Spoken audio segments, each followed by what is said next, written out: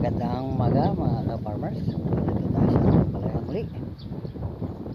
Isang magandang morning sa inyo mga dito po tayo sa ating palayan. Ang ating pong ginagawa sa ating palayan ay tinitignan natin ang ating palayan kung mayroong damo. Hihiwalay natin ang damo sa ating palayan. Ginagamitan natin ng stick isa-isa, dire-diretso, hanay-hanay po hanggang doon sa diretso nyan para makita natin kung may natira mga damo. Kapag meron po tayong nakitang damo ay atin pong aalisin ito. Gaya po nito ay atin pong aalisin ang damo na nakahalo sa ating palay para ang nutrition na nakakainin ng ating palay, ang mga abono ay sila lamang ang makakatanggap at sila lamang ang kakain ng ating mga abonong nilagay. Ganyan po ang ating techniques. Kailangan po hinihimay-himay natin ang ating palayan pagka ganito na kalaki para nakikita po natin kung ito ay may damo pa. Ito ay ating malilinisan. Atin po silang nililisan para wala silang kaagaw sa ating pag-aabon na ilalagay. Kaya magiging malusog ang ating palayan. Isa-isa po ang ating paghanap. At ginagamitan po natin ng stick. At pag nakita natin na may damo ay ati pong itong bubunutin upang hindi na magsilaki ang mga natirang mga damo sa ating palayan na nakalusot sa ating pag-spray ng ating mga pamatay damo. Dito tayo tumingin, isa-isa natin sa ating stick.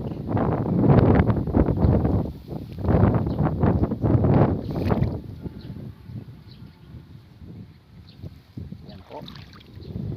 Kaya kung tayo nakitang damo ay atin nang tatanggalin. Ito damo. Damo ay kain ng kabayo at baka at kambing. Hindi dapat ito nanatili sa ating mga palayan sapagkat pagka ito'y nanatili sa ating palayan ay wala po tayong magandang ani na makakamta. Ayan, damo. Atin na lang apakan ng ganyan para natin para siya tubo. Ang damo yun, grama. Ewan ko po kung sa iba kung ano yung ibig sabihin ng grama. At yung muta. Ayan. Para malinis ang ating palayan.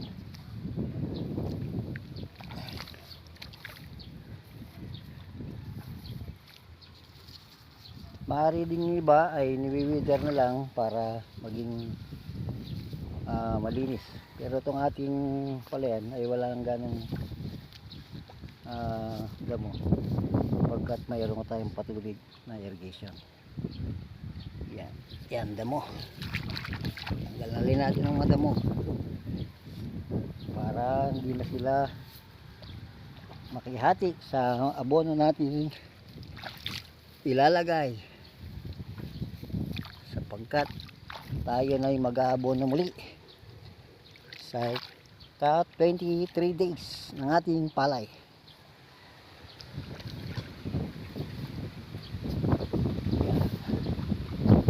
Lapit lang natin ganyan, tinitingnan natin ang saan na mayroong damo. Pag mayroon tayong nakitang damo, atin pong itong bubunutin. So, damo. Nalinis ang ating palayan.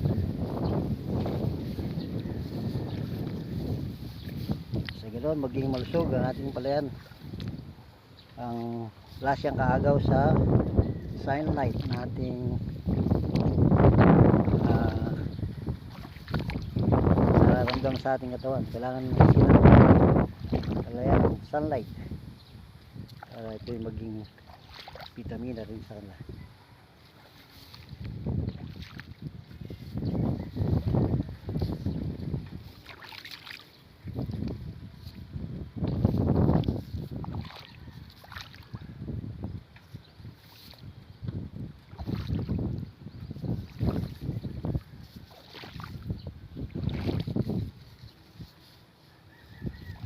Ang farm techniques natin, isa-isa natin ang ating palayan kung meron silang kaagaw na damo sa ating palayan para maging malinis sila.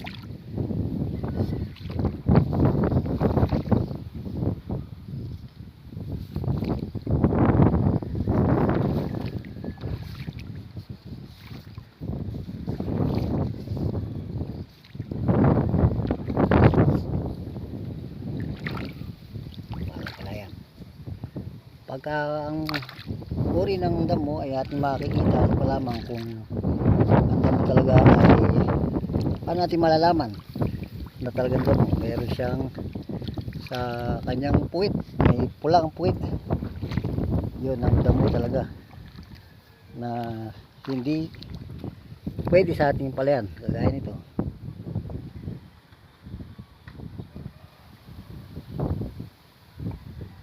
Yan.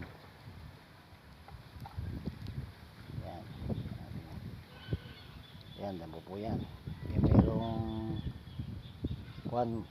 laman, parang kamuti.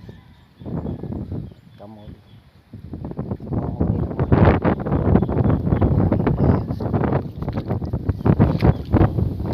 Ito pa. Pakay ng mga sustansya ng ating pare. Ito ang pulang puwit na sinasabi.